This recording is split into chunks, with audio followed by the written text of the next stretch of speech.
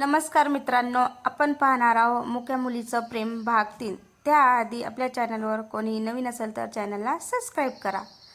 त्या रात्री अन्वी आणि आरव एका छत्रीतून चालत होते। दोघेही शांत होते, पण त्या शांततेत हजारो भावना दडल्या होत्या। घरी पोहोचल्यावर अन्वीने वहीत लिहिलं, आजचा दिवस मी कधीच विसरणार नाही। आरव हसला, मीही नाही। दुसऱ्या दिवशी आरव हॉस्पिटलमध्ये रुग्ण तपासत होता। तेवढ्यात त्याच्या मोबाईलवर अनोळखी नंबरवरून फोन आला। समोरचा आवाज म्हणाला, डॉक्टर आरव, जर अन्वीपासून दूर राहिला नाहीस तर तिचं आयुष्य पुन्हा उद्ध्वस्त करू।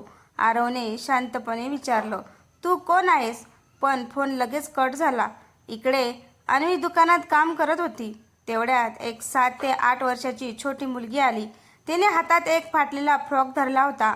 तिच्या डोळ्यात पाणी होतं। अन्वीने प्रेमाने तो फ्रॉक घेतला आणि काही मिनिटात तो सुंदर शिवून दिला। मुलगी आनंदाने हसली आणि अन्वीला मिठी मारली। हे दृश्य पाहून दुकानातील सगळे भारावून गेले। संध्याकाळी आरव अन्वीला भेटायला आला। त्याने त्या मुलीला हसताना पाहिले। तो मनात म्हणाला, अन्वी फक्त कपडे शिवत नाही, ती लोकांच्या चेहऱ्यावर आनंदही शिवते। अन्वीने वहीत लिहिलं, आज तुम्ही खूप शांत दिसताय। आरवने फोनबद्दल काहीच सांगितलं नाही। तो फक्त हसत म्हणाला, काही नाही, तुझं हसू पाहिलं की सगळा थकवा निघून जातो। हे वाचताच अन्वीच्या गालावर लाजेची लाल छटा उमटली। रात्र झाली। अन्वी दुकान बंद करून घरी जात होती। अचानक तिच्या मागे एक काळी कार हळूहळू येऊ लागली। तिला काहीतरी वेगळं जाणवलं। ती वेगाने चालू लागली आणि कारही तिच्या मागे येऊ लागली।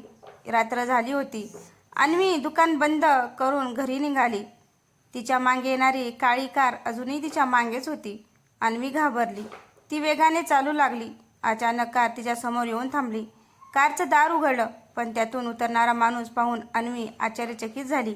तो आरव होता। अन्वीने सुटकेचा निश्वास सोडला।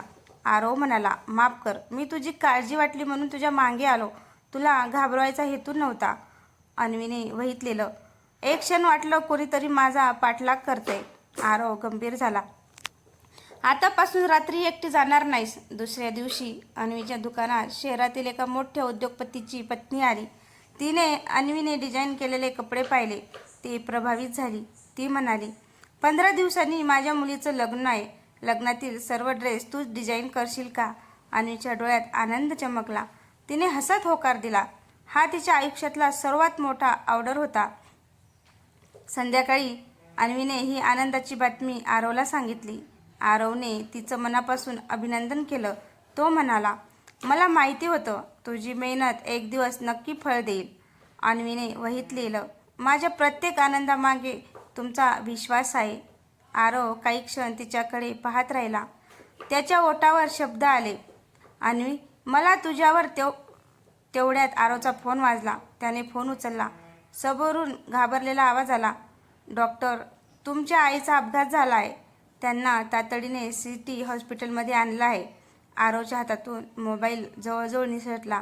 अन्वीच्या चेहऱ्यावरची आनंदाची जागा काळजीने घेतली। दोघेही क्षणाचाही विलंब न करता हॉस्पिटलमध्ये धावले। आरव आणि अन्वी तातडीने सिटी हॉस्पिटलमध्ये पोहोचले। आरवची आई ऑपरेशन थिएटरमध्ये होती। डॉक्टर बाहेर आले। ते म्हणाले, घाबरू नका, ऑपरेशन यशस्वी झालं आहे। आता त्या धोक्याबाहेर आहेत। आरवने सुटकेचा निश्वास सोडला। अन्वीने देवाचे आभार मानले। काही वेळाने आरवची आई शुद्धीवर आली। तिने डोळे उघडताच अन्वीला पाहिलं। अन्वी तिचा हात हातात धरून बसली होती। आरवची आई हसत म्हणाली, बाळा, तू रात्रभर इथेच होतीस? अन्वीने हलकसं होकारार्थी मान हलवली। तिच्या डोळ्यात थकवा होता, पण चेहऱ्यावर माया होती। आरवची आई आरवकडे पाहून म्हणाली, अशी मुलगी प्रत्येकाच्या नशिबात नसते। आरव हसला। त्याने अन्वीकडे पाहिलं। अन्वी लाजून खाली पाहू लागली। दुसऱ्या दिवशी अन्वी आपल्या दुकानात लग्नाच्या ड्रेसवर काम करत होती। तेवढ्यात एक श्रीमंत महिला दुकानात आली। तिने अन्वीला पाहताच आश्चर्याने म्हटलं, तू अन्वी? अन्वीने मान हलवली। महिलेच्या डोळ्यात पाणी आलं। ती म्हणाली, मी तुझी शाळेची शिक्षिका सुजाता मॅडम। अन्वी आनंदाने भारावली। सुजाता मॅडम म्हणाल्या, तू खूप मोठी डिझायनर होशील, हे मला तेव्हाच माहीत होतं। हे ऐकून अन्वीच्या डोळ्यात आनंदाचे अश्रू आले। संध्याकाळी आरव अन्वीला भेटायला आला। तेवढ्यात सुजाता मॅडम आरवला म्हणाल्या, डॉक्टर, या मुलीची स्वप्न कधीही तुटू देऊ नका. ती खूप दुःख सहन करून इथपर्यंत आली आहे. आरवने ठामपणे उत्तर दिलं. मी तिच्या प्रत्येक स्वप्नासोबत उभा राहीन. हे वाचून अन्वीच्या डोळ्यात प्रेम स्पष्ट दिसत होतं. पण त्याच वेळी दुकानाबाहेर एक अनोळखी माणूस उभा राहून अन्वीचा फोटो काढत होता. त्याने फोनवर फक्त एकच वाक्य म्हटलं, साहेब, मुलगी सापडली आहे. अन्वी आणि आरवला याची अजिबात कल्पना नव्हती. दुसऱ्या दिवशी सकाळी अन्वी नेहमीप्रमाणे दुकान उघडत होती. पण काल फोटो काढणारा अनोळखी माणूस समोरच्या चहाच्या टपरीवर बसून तिच्याकडेच पाहत होता. अन्वीला थोडी अस्वस्थता जाणवली. इकडे आरव हॉस्पिटलमध्ये होता. तेवढ्यात त्याला एका खाजगी तपास अधिकाऱ्याचा फोन आला. तो म्हणाला, डॉक्टर आरव, काल जो माणूस अन्वीचा फोटो काढत होता त्याचा शोध लागला आहे. आरवने विचारलं, कोण आहे तो? तपास अधिकारी म्हणाला, तो एका मोठ्या उद्योगपतीसाठी काम करतो. आरवच्या कपाळावर आठ्या पडल्या. संध्याकाळी अन्वी दुकान बंद करत होती. तेवढ्यात एक काळी लक्झरी कार दुकानासमोर येऊन थांबली. त्यातून सुमारे 60 वर्षाचे एक सभ्य गृहस्थ खाली उतरले. त्यांनी अन्वीकडे पाहिलं आणि त्यांच्या डोळ्यात पाणी आलं. ते हळू आवाजात म्हणाले, अन्वी, इतकी वर्षे मी तुला शोधत होतो. अन्वी काहीच समजू शकली नाही. तिने वहीत लिहिलं, आपण कोण? त्या गृहस्थाने थरथरत्या हाताने एक जुना फोटो तिच्यासमोर धरला. त्या फोटोमध्ये एक लहान मुलगी आणि ते गृहस्थ हसताना दिसत होते. ती लहान मुलगी अगदी अन्वीसारखी दिसत होती. अन्वीच्या चेहऱ्यावर आश्चर्य उमटलं. तेवढ्यात आरव तिथे पोहोचला. त्याने त्या गृहस्थांना विचारलं, तुम्ही कोण? गृहस्थ शांतपणे म्हणाले, माझं नाव राजेश देशमुख आहे आणि मला वाटतं अन्वी माझी हरवलेली मुलगी आहे. हे ऐकताच अन्वीच्या हातातून वही खाली पडली. आरवही काही क्षण स्तब्ध उभा राहिला. अन्वी खरंच त्या उद्योगपतीची हरवलेली मुलगी आहे का? की यामागे आणखी एखादं मोठं रहस्य दडलं आहे? आरव आणि अन्वी दोघेही स्तब्ध उभे होते. राजेश देशमुख यांनी हातातील जुना फोटो अन्वीसमोर धरला. त्या फोटोच्या मागे लिहिलं होतं, माझी लाडकी अन्वी, तुझा बाबा. अन्वीच्या डोळ्यात अश्रू दाटले. तिने वहीत लिहिले, माझे बाबा तर माझ्या लहानपणीच गेले. राजेश शांतपणे म्हणाले, ज्यांनी तुला वाढवलं ते तुझे बाबा होते. पण तू जन्माला आलीस तेव्हा एका मोठ्या अपघातात तू आमच्यापासून हरवलीस.